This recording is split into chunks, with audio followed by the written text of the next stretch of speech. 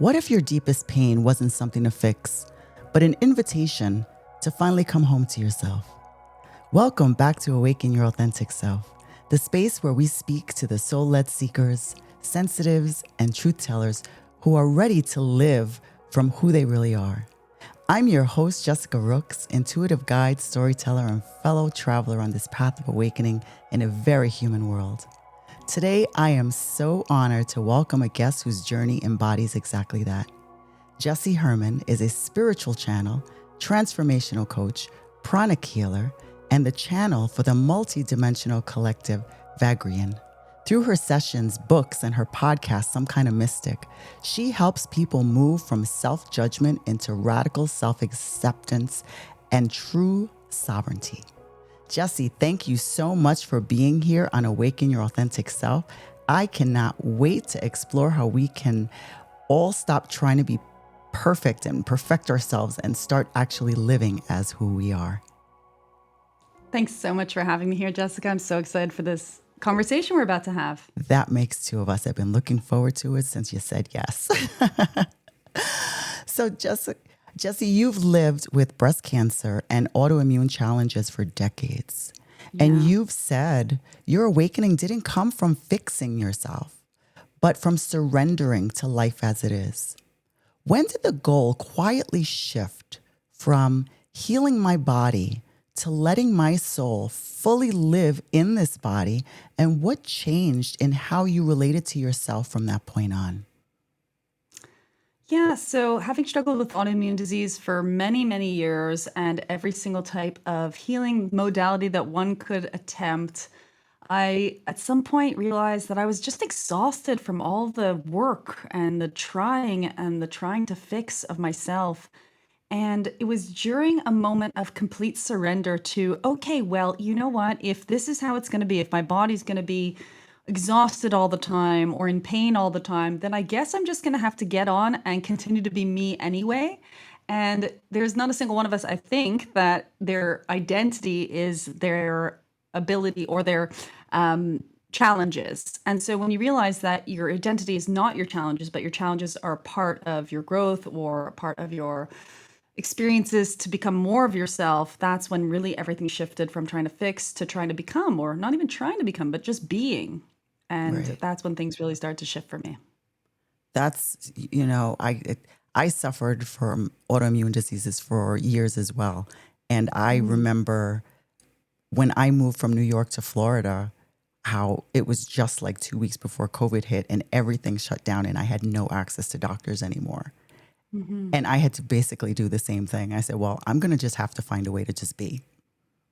Yeah. And in doing that, it's very similar where all of a sudden I just found very natural ways to make myself feel better.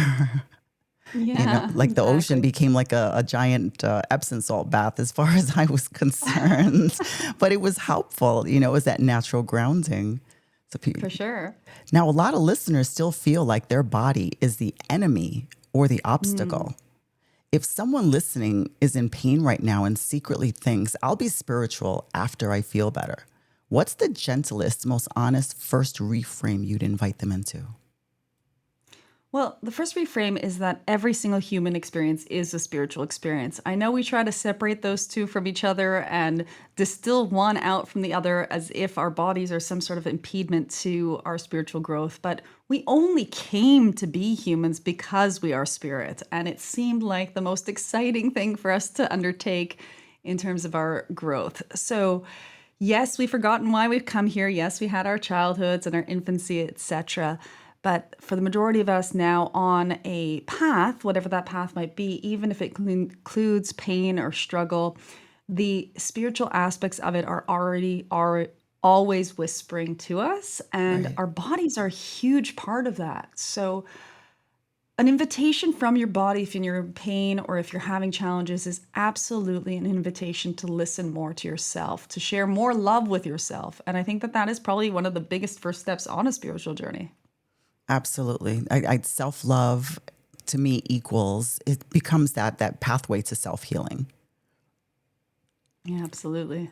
Now you bridge this very mystical work, channeling Vagrein, with being a mom, a human, someone who has hard days, what does it actually look like, let's say on a Tuesday afternoon, when your very human self and this multidimensional guidance don't seem to agree?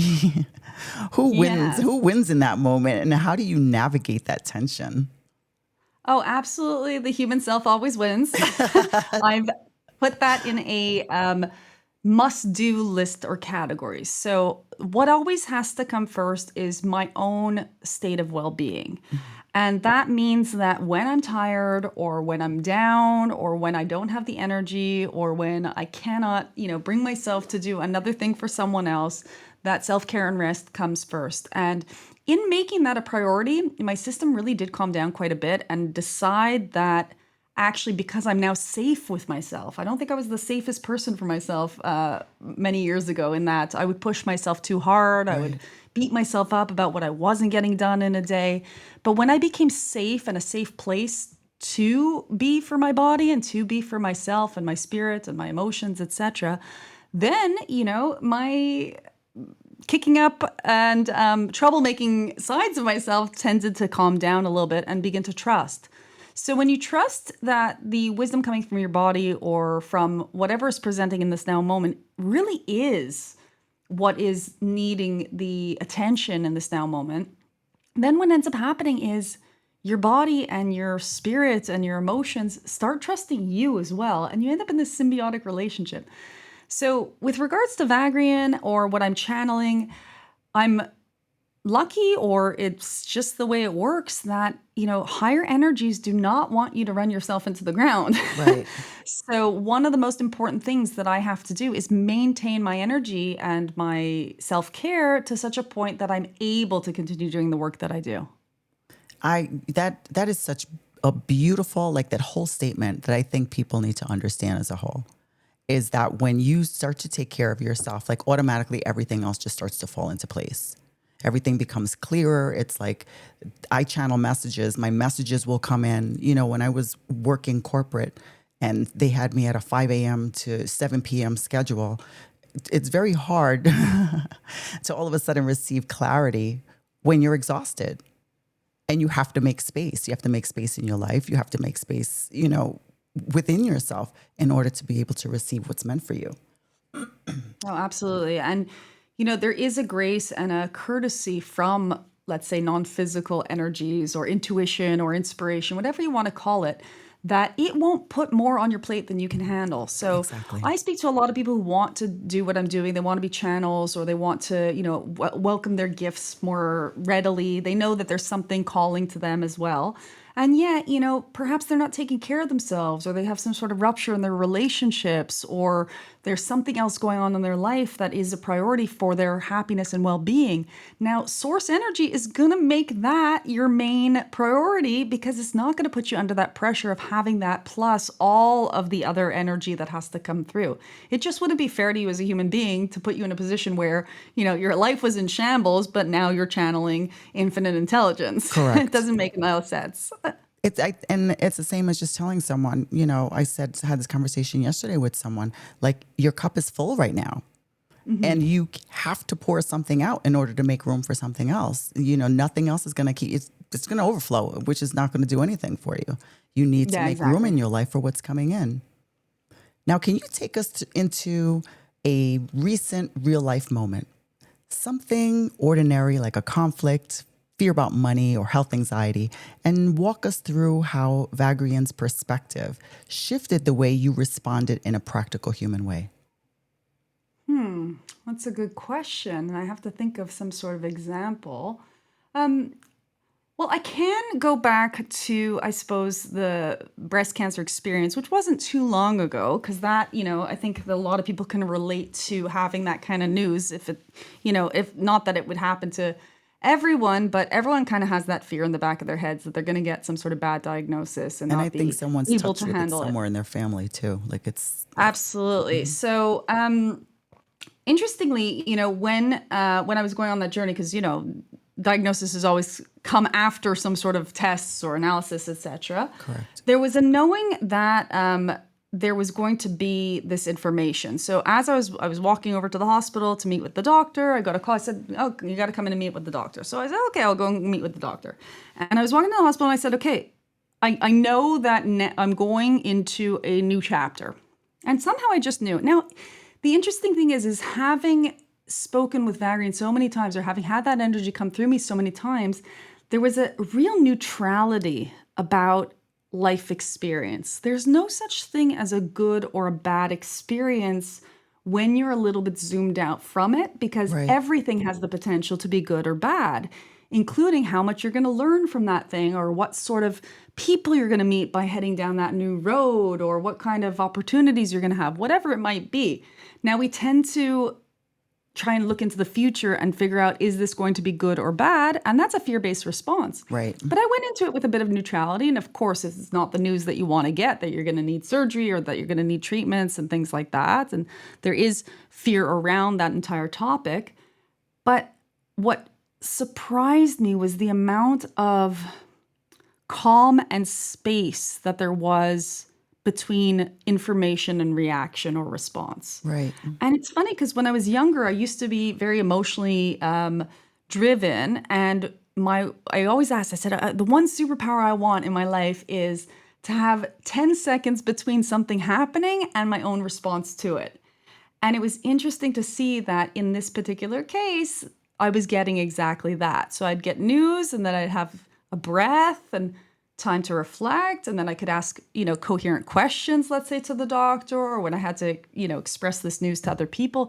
Everything was extremely calm. And the thing I was marveling at throughout the whole experience, which of course is a long experience. Right. Unfortunately, you have to, do all the steps until you're back on the road to good health. But I know that it was Vagrein's guidance the whole way, not because they're with me, like not because I'm special or the channel or something like that, but because I had been listening to their wisdom for so long. Correct. And so that was really what shifted for me and made it that I could handle that. And the other thing that happened around that was that once you've gone through something like that with, what I can only say could be the word grace, you're invincible from then on. You feel like like it's a superpower. It's a superpower because Yes. you're not shaken by, something that is very much in our collective, very much a theme or a topic that would shake, almost anyone into a space of perhaps, 2-3 years of focus, right?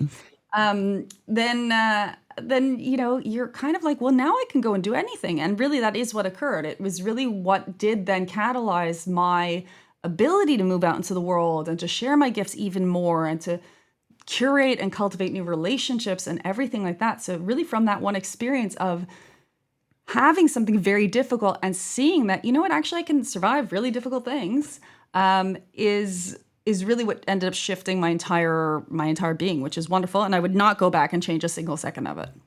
You say that, and then that is perfect. And you and I have that very similar, I feel like almost a similar situation, except mine was not a health scare. I'll share that last year, I had a light on my car, and I really didn't think too much of it. And which I can't stand lights, but I knew I was going to take it to the dealership. So I took it to the dealership, and I said, "Oh, by the way, there's a light on in the car." So he comes to look at it and he goes, "How long has that been on?" And the way he looked at me, I was like, "Oh, this is not good." Okay. So he goes inside and he tells me, "Do you have like the insurance?" I'm like, "I'm sure I have it." I didn't have the extra insurance for, the extra stuff after the warranty was over. And he goes on to tell me that it was going to be like a $10,000 fix. Oh. And in that instant, my heart did like that little droppy thing, but I got this message clear as day and said, "Don't worry, it's taken care of. Let it go." So I just took this really deep breath and I said, "Okay, so where do we go from here?" And I just let it go.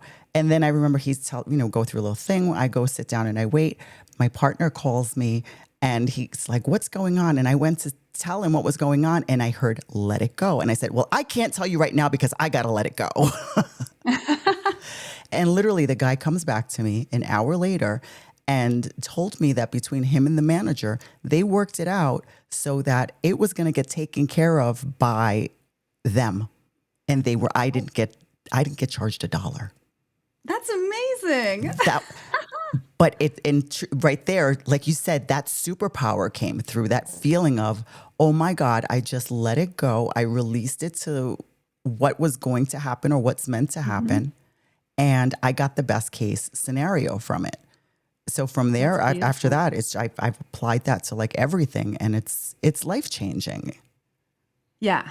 Yeah, it is. And it doesn't even mean like the thing is probably when you were letting it go, you didn't even say like, okay, I'm going to let it go to get the best case scenario. Nope. You just knew that that was the best way to get your peace and to maintain your peace. And so even if you ended up having to pay that amount or half or whatever it is, you still maintained your peace. And isn't your peace worth $10,000 anyway? Exactly. Yeah. Oh, well, and it's funny because in making this move, that as we spoke of earlier, that was huge for me because as I kept getting guidance, like it's time to go, like it's time to leave Hmm. your job and it's time to move on. And I'm getting this guidance. I said, you know what? Thank goodness I have a partner who was so trusting and so supportive that he said, all right, let's do it. Beautiful. Now, radical self-acceptance, it sounds beautiful, but a lot of Yeah. people, they secretly feel like they're failing at spirituality. They judge themselves, they're still triggered, they're still afraid. What do we usually get wrong about self-acceptance? And what does it look like in its most unglamorous real form in your own life? So I've pondered this a lot and I've listened to Vagrein talk about it a lot, but what I've really felt on my own skin is that the way to accept the self is to understand, first of all, that you didn't make yourself. It's not like you got a form to fill out and you chose all the characteristics of your personality and you chose your hair color and your eye color and your skin color and which parents you were going to have. Yes, on a spiritual level, okay. Even if it's on a spiritual level, that's not the you that you're then running all day long. Right. You're running around judging the human self all day long without even really stopping to pause at the miracle of the combination of random events, circumstances, situations, and genes that created you in the first place. I mean, it is such an insane, insane miracle that any of us are even here, okay? So, radical self acceptance does mean taking a little bit of a step back from blaming yourself for everything that you don't prefer about who you are and trying to take credit for everything that you do prefer because those are flip sides of the same coin. And they're often called ego, and you kind of go around saying I'm great because of this, that, and the other thing, which are simply just preferences, and I'm Right. horrible because of this, that, and the other thing, right? Right. So self-acceptance means seeing yourself the same way you would look at, let's say, a leaf on a tree. We're really quite detached from the leaf on the tree. We take no responsibility for its color, for how many veins it has on it, for, whether there's a bug crawling on it or not. We kind of go, oh, that leaf is pretty. Okay. And if we don't like that leaf or we do like that leaf, we understand that that's our own preference and it has nothing to do with the leaf in the first place. The leaf just is. Right. Us as human beings, we just are what we are today, okay? And the minute you come into a space of going like, I am what I am today, you then unlock that sovereignty of being able to say, and I have free will to choose who I want to be tomorrow or a moment from now or 10 seconds from now. No matter what, bugs are crawling on me, veins I got going on, what color my leaf is, I can run around and now decide, well, this is the way I'm going to move in the wind, or this is the way I'm going to respond to that, person who's cut me off on traffic or whatever it is. And it's very, very powerful. It's very, very freeing. Right. And it allows you to, without any judgment anymore of self, begin to actually live your life. When you recognize that the only reason why you do or don't like yourself is because you have preferences, Right. you can let go of the things you don't like much easier than holding on to them and saying, oh, I got to beat myself up for being this way in the first place. You start from where you are with the clay that you got, and then you have the ability to improve however ways you want to, if you choose to, or to just simply relax into who you actually are, which is also a wonderful alternative. There's no reason to fix anything. Absolutely. That is beautiful. Now, for someone who's been doing the work, for years and is exhausted by their own healing journey, what is the one loving permission slip you would offer them and one confronting truth you'd invite them to finally look at? Yeah, you don't need to heal to do anything that you want to do. I don't really believe that healing is necessary to live life. And I think I also learned this through my experience with the breast cancer as well, because Hmm. you have major surgery and you end up with an amputation, etc. And you know what? It didn't stop me from being me. It didn't stop Right. me from having new relationships afterwards. It didn't stop me from anything that I wanted to do. And no, it's not healed, and nor will it ever be. I Right. mean, that part of my body's gone forever. It Right. doesn't matter what I look like. There has been trauma and there has been situations or circumstances. And there also is not that there's not a wholeness, it's just that there's a new wholeness. And what people aren't looking for, or what people don't realize that they're looking for some of the times, is they're not actually trying to heal, but they're trying to reach a stage of perfection that actually doesn't exist because everyone's perfect already. Correct. So to try to heal a body or a circumstance or a situation to something other than it is right now is actually at times slowing you down from everything else you could devote that same energy to. So that confronting piece of advice I would give people to is, if you shifted your focus from your healing to what you want to create in this world, you would find that you would be living a much more satisfying life and the healing would happen all by itself. Absolutely. Absolutely. Now, Jessie, you've supported people through huge life thresholds, moving countries, quitting jobs, grief, psychic awakenings. From everything you've witnessed, what is the biggest difference between someone who tries to control their next chapter and someone who truly co-creates it with life? I mean, it's a huge amount of difference in terms of power of things occurring and success. Um, as individuals, we're very beautiful and we have the ability to allow through the energy of the universe, but we're only a component of the potential for all that is to create and manifest.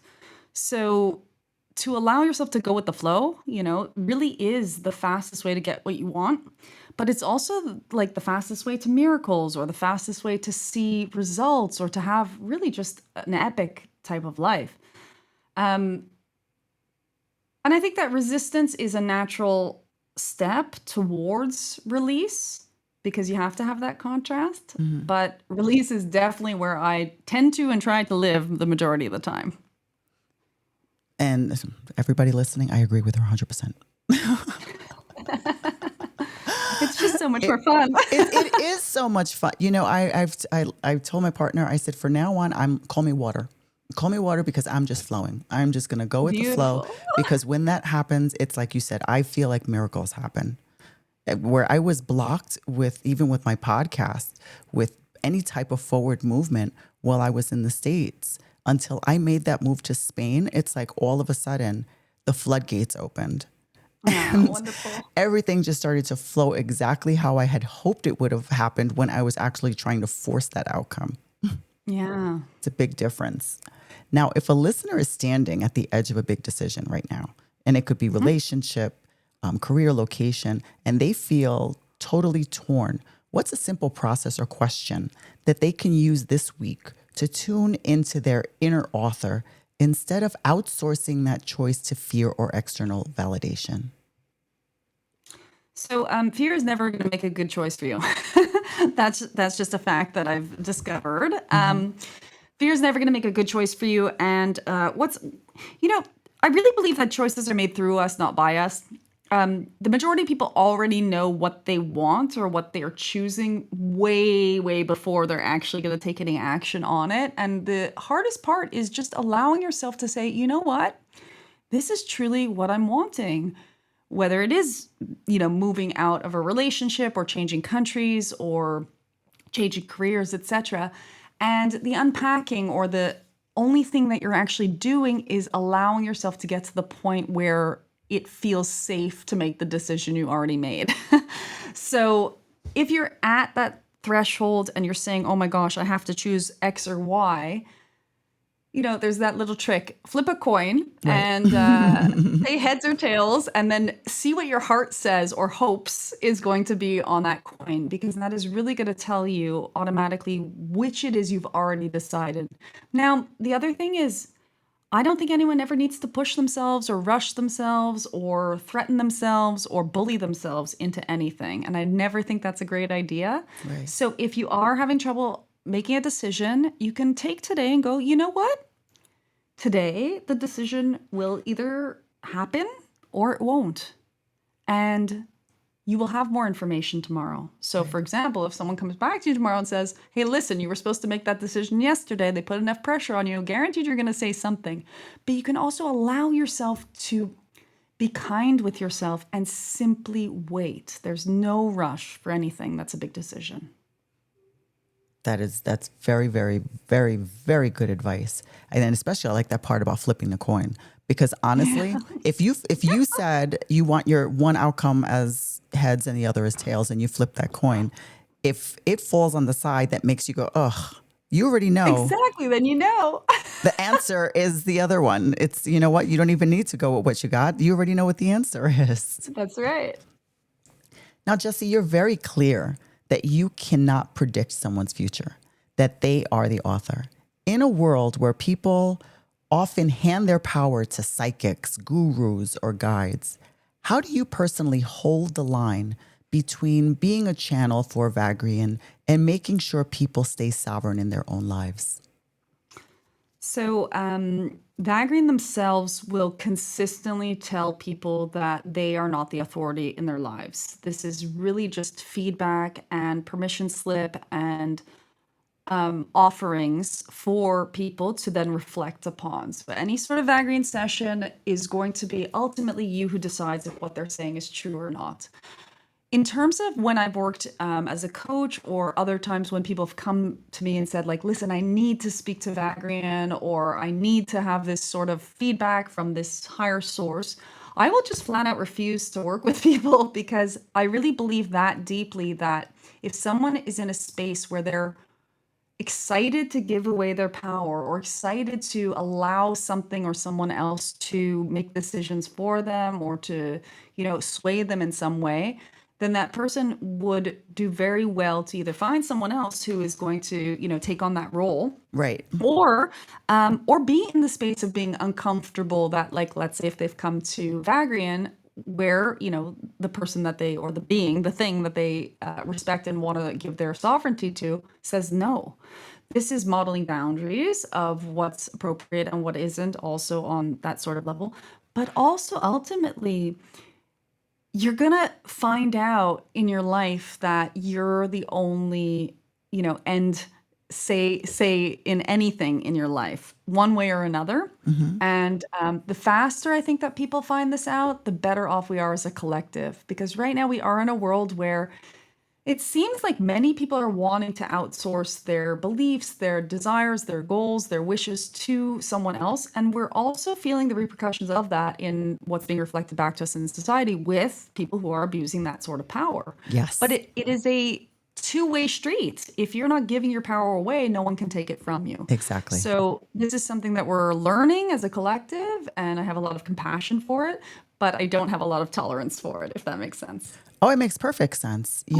I'm a Reiki master. So I remember having a client come, or potential client come to me, and her big goal was that she wanted me to clear all her blockages so that she could get the job on the interview she was going on that following Monday. I said, it doesn't work Doesn't work like like that. that. No. And if that's what you're coming for, you're going to be very sadly disappointed when you Yep. realize that, the energy work is not meant to work in that way. And Yeah. yes, she was a little upset that I wouldn't work with her, but I'm sorry, that's not the purpose here. And you have to, it's like you said, establish boundaries.